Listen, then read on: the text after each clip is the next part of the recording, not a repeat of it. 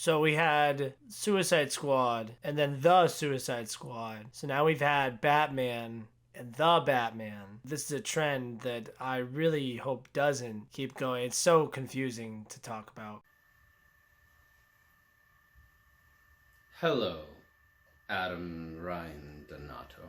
Hello, Adam Ryan Donato. Hello, Adam Ryan Donato. Hello, Adam Ryan Donato. Hello, Adam Ryan Donato. Hello, Adam Ryan Donato. Hello, Adam Ryan Donato. Hello, Adam Ryan Donato. Hello, Adam Ryan Donato. Hello, Adam Ryan Donato. Hello, Adam Ryan Donaldo. Hello, Adam Ryan Donato. Hello, Adam Ryan Donato. Hello, Adam Ryan Donato. Hello, Adam Ryan Donato. Hello, Adam Ryan Donato. Hello, Adam Ryan Donato. Hello. So this time is going to be a little bit different because usually I just go full spoilers, but since I'm seeing this movie so early, there is such an embargo on it, and I'm going to see it again before it even comes out. I'm going to see it on Tuesday at a fan screening event. This will be a spoiler-free video where I won't talk about anything that happened that you don't know from the trailer or knowing anything about the movie. No spoilers, don't worry. This is a movie I was very excited about. If you watch my most anticipated movies of the year list, it was the thumbnail. So obviously it's one that I was very excited about, mostly just because the talent that was involved. Matt Reeves is a really solid director. I really like Robert Pattinson and Colin Farrell, Jeffrey Wright, Zoe Kravitz. I think this is a great collection of people. Oh, the best person I didn't even mention was Paul Dano. I was so excited to see Paul Dano in this movie. I told my buddy before we watched the movie that I was predicting my Letterboxd review was going to be that it's the best superhero movie since The Suicide Squad. I love The Suicide Squad. That might be my favorite movie of 2021. A little bit of background. I'm not too crazy about all the Marvel content that's going on these days. No Way Home was beloved by audiences, but I thought it was like good.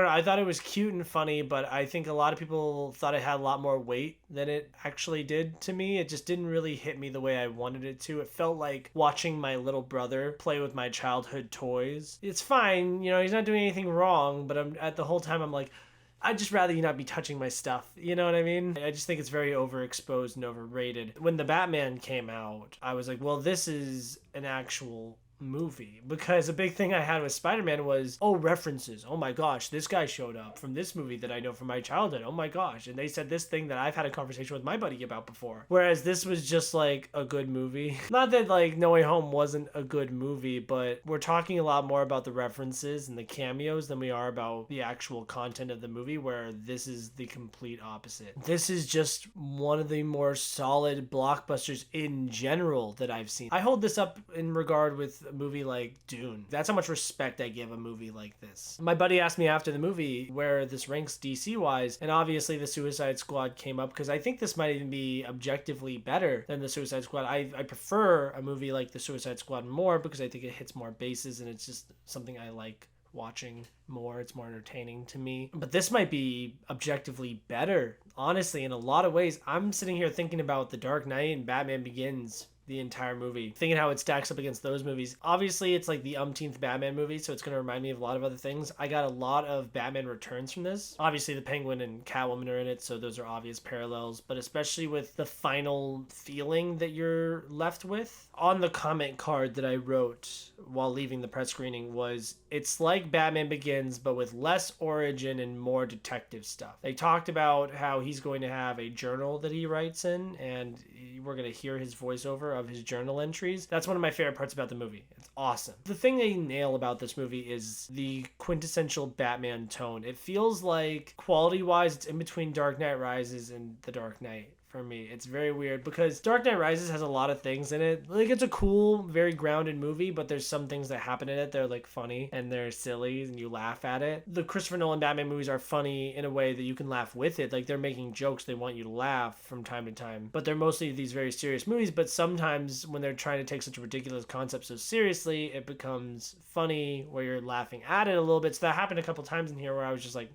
But that being said, this isn't a farce in any way. It's not so bad that it's good, even close to something like that. This movie's actually scary. This movie is very intense and very dark, which I really enjoyed. I really appreciated, especially after Is She With You type Batman that we got with Ben Affleck's version. This really focused on the character of Batman. I remember when I worked on the movie, one of the questions that I asked a lot was whether or not we're going to get enough Bruce Wayne and how we felt about this Bruce Wayne, because obviously when you play the role of Batman, you're playing Bruce Wayne and you're playing Batman, so those are two different things. So we usually rank them based off of a combination of both those, and then you have, oh, well, here's who I think is a good Bruce Wayne, here's who I think is a good Batman. This does Batman extremely well. Very dark, very brooding, on edge throughout, very angry. But the Bruce Wayne stuff isn't as prevalent to me, which is fine. It's not even a real complaint. It's just like, I love this movie so much that I wish that there was more, which that's a funny thing about the movie, is it's a 3-hour movie. While it was long, and I wasn't like, wow, you mean it's over? I mean, I was kind of like, wow, it's over, but like I was like, well, we have been here for a long time, so I guess yeah, it is over. But I just wanted to see more, because I think Robert Pattinson's a really great actor. While I don't like Tenet, I think he's really good in it, and Good Time is a phenomenal performance from him. So I would like to see him, that fake, like, oh, I'm this billionaire playboy philanthropist type being a douchebag and spending money willy-nilly. But the scenes where he is Bruce Wayne, he's kind of still Batman. I'm sure in the sequel they're going to go over a lot more of him regaining his image, because a lot of this movie is about him understanding what his place is, who he is, what his legacy is, what inspires him, what he's doing, what his goal is. It's a movie about the Batman, so I am happy it's called The Batman. I think Robert Pattinson does a fantastic job. I really like the suit. I love the Batmobile. I mean, we all saw from the trailer that, I got you! I got you! That's already an iconic moment on the year for me. It's so badass and cool. I got like Western vibes from this, for sure. The score in this movie is phenomenal, and I don't even notice scores too often. I try to watch videos these days to try to learn more about movie scores so I can understand more things. The use of Ave Maria was great, but specifically Batman's score, it kind of sounded like Darth Vader's score, like the Empire, the dun, dun, dun, dun, dun, dun, but like a slowed down version of that, like kind of how it was used in Rogue One is how this score really reminded me. It was very haunting and scary, and sense of dread felt over you, which that was the thing I noticed when I watched the trailer for the first time, was he like wails on that criminal. Like he really beats the shit out of him. Like it's not like super artistic with how he does it, and all these flips, and it's not like a dance at all in any way, shape, or form. It's just brutally beating the crap out of this guy. But it's also about a younger Batman who is still coming into his own. Obviously, I won't say too much, but I think they handled everything with Batman and his backstory, what he's about and what drives him, and his relationships with other people. I think it handles all of that very well. Person who stole the movie for me, which this kind of surprised me because I wasn't really excited for this aspect of it, but Jeffrey Wright as Commissioner Gordon stole the movie for me. Now, I'm not going to say that he's better or even as good as Gary Oldman, but definitely clears J.K. Simmons and whoever played him in the 80s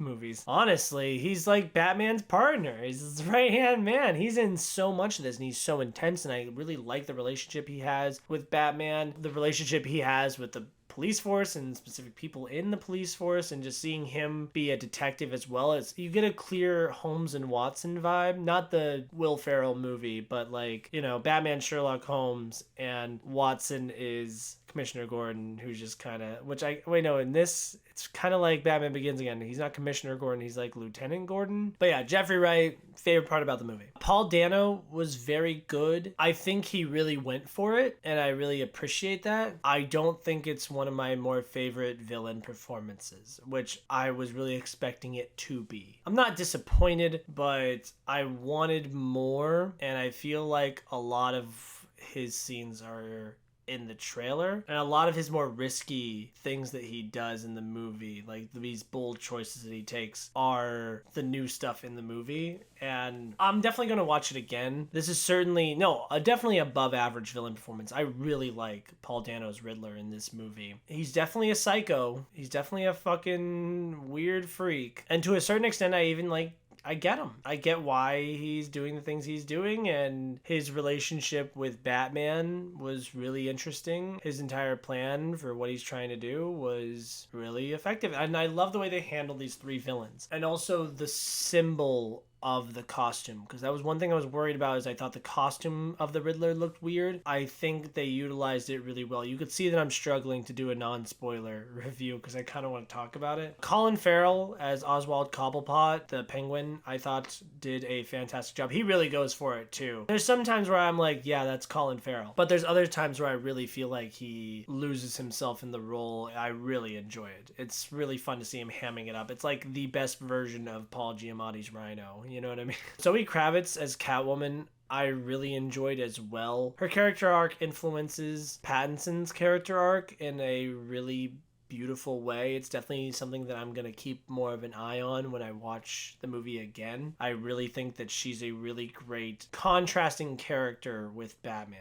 I really like their dynamic together. I'm just struggling so hard to not say anything, but I think she did a fantastic job. Andy Serkis as Alfred was good. It was fine. I don't know. It reminded me of the Lego Batman a little bit in a weird way. At the beginning, right out the gate, they have a conversation that's very similar to the Lego Batman movie, and I'm like, well, I think they handled it better there, and that's meant for children. Other than that, though, I think this is a really good starting point. I would really like to see this continue. I think they nailed, like I said, the tone and the concept of Batman and who he is. Like, I feel like a lot of comic purists are going to go into this movie and they're going to say, well, Dark Knight's the better movie, but this understands the character of Batman better, which I think is completely fair. And I would even say the same thing about Batman Begins. Batman Begins is a better movie, but this understands Batman. We've all been clamoring for this detective story, this very dark and gritty and brutal Batman movie. We want to see with all the riddles, and he's going around solving riddles and stuff, which Batman Forever is tonally the exact opposite of this movie. How much I love Jim Carrey's Riddler in the 90s. I adore that, but this has come something completely different. It's scary. I really enjoy this. I think general audiences, similarly with Dune, will have a hard time falling in love with this. I can't see anyone's mom liking this, but I felt similarly with Dune, and Dune was quite the success. Plus, Batman's a lot more mainstream than Dune is as a franchise, so I'm sure that this is going to be met with raucous applause. It's funny because I watched this with a big group of critics and not everyone was head over heels about it, and I'm like, wow, you guys are daffy. This is insane. This is such a great movie. This is so beautiful in every way. It's so refreshing to see a great blockbuster. There's aspects about this movie where they're catering to things outside of this movie alone, but it's very sparse. Almost everything in this movie served to fit this movie, and even the stuff that's served to fit outside of this movie is almost an afterthought. And it's so inconsequential that it doesn't even matter. There are certain parts of this movie where I felt like how people who watch No Way Home felt. You know, there's the memes of everyone like cheering and clapping because someone that they knew show up. That's what I wanted to do when Batman from the trailer, so I'm not spoiling anything, you know, catches up with the Penguin. I got you, I got you. Like, I wanted to cheer then. I wanted to cheer at the beginning after I heard that first like Rorschach-esque journal entry. It's so hard to not sound pretentious when I talk about the movie like this, but it's an actual movie. This feels like they care a lot more about the quality of the movie they're making, and they wanted to make something different. They had a direction. They were bold. They wanted to do a new take and make something that feels fresh. Whereas Marvel movies feels like, oh, another one. Oh, another Marvel vanilla whatever. I know that it was like kind of a joke where I was like, oh, I guess I'm more of a DC guy these days, because DC seems to take these big swings and care about their creators and the talent involved a lot more than when it comes to a lot more of the less artistic stuff that Marvel is very concerned with. I thought the Suicide Squad was fantastic. I loved how much creative control James Gunn had. That movie felt like it was written and directed by the same guy, because it was. And it also feels so different from everything else while still feeling like it could be in the same universe. If you had to ask me right now where this ranks for me DC wise, I would still probably take Dark Knight, Batman Begins, Lego Batman, which that's not an insult. Lego Batman's a great movie. It's phenomenal. Teen Titans Go to the Movies is a personal favorite for me. But yeah, this is right up there with The Dark Knight Rises and The Suicide Squad for me for top shelf. I'm really putting it that low honestly, because I think this is low what I'm saying right now, because I don't want to overhype myself. So I'm gonna watch it again. I'll do a whole spoiler review, but those are my basic thoughts on the movie. I think it's grand. I think it's fantastic. I think it's epic and badass and sexy. This movie's sexy. I love this movie so much. I was head over heels. I'm grinning. I was in the edge of my seat. It was 3 hours, but I could have done more, and I was so happy to be there for 3 hours, and I'm not dreading seeing it again so soon. I recommend that everyone see this movie. It's a 5 out of 5 for me. Definitely by far and away the best movie of the year, but that's not really saying much. It's the best superhero movie since at least the Suicide Squad, and if not the Suicide Squad, then geez Louise, maybe like 2019 was what, Endgame? Great time to be a fan of superhero movies. Go check this out right away. Let me know what you think, and tell me how excited you are for this movie, and thank you guys so much for loving movies. Vengeance on Batman. That's my Batman impression for the outro. I hope you guys enjoyed that. It's nighttime.